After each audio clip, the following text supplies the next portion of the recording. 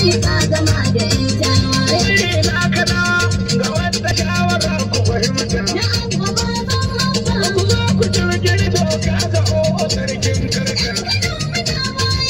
Baban aure ne yan uwa ku ƙara fahimta.